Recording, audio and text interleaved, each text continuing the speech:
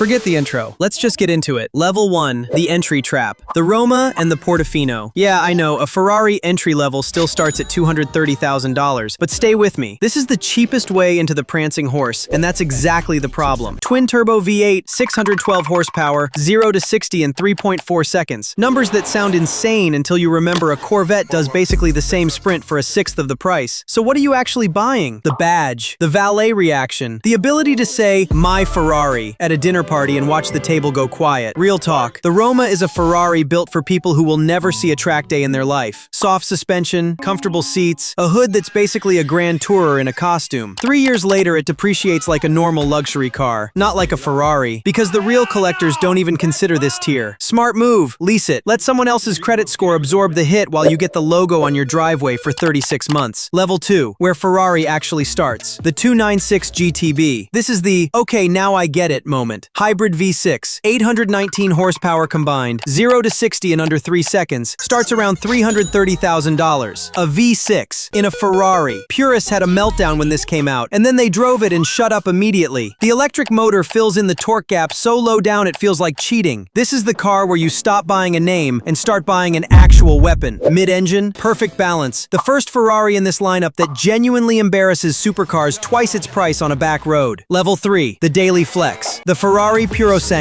Yes, an SUV. Ferrari swore for 40 years they'd never build one, then watched Lamborghini and Bentley print money off the Urus and Bentayga and quietly changed their mind. V12, naturally aspirated, 715 horsepower, starts around $400,000. No turbo, no hybrid assist, just 12 cylinders screaming because Ferrari refuses to let this one go electric. This is the school run car for people who think a G-Wagon is for people who didn't try hard enough. Level 4, the V12 statement. The 12 Cylindri, 819 horsepower, naturally aspirated, red lines at 9,500 revolutions per minute, starts around $430,000. This is Ferrari telling the entire industry that the V12 isn't dead yet, even while every other brand is hiding behind turbos and batteries. Owning this means you specifically wanted the sound more than the speed, because the 296 is already just as fast for less money. You didn't buy a number, you bought a noise that's disappearing forever. Level 5, the track-focused Halo. The SF90 Stradale, plug-in hybrid, 3 electric motors plus a twin-turbo V8, combined output over 1,000 horsepower, 0 to 60 in 2.5 seconds, starting around $530,000. This is the first Ferrari that can drive in full electric silence through your neighborhood at 7 a.m., and then hit 211 miles per hour an hour later. The flex here isn't the speed. Everyone at this level is fast. The flex is that Ferrari finally admitted hybrid tech could make a better Ferrari, not a worse one. Level 6, the limited run, invitation only. The 499P Modificata and the Daytona SP3. These aren't sold, they're allocated. Ferrari calls your name, not the other way around. The Daytona SP3, V12, 829 horsepower, only 599 built, around $2.5 million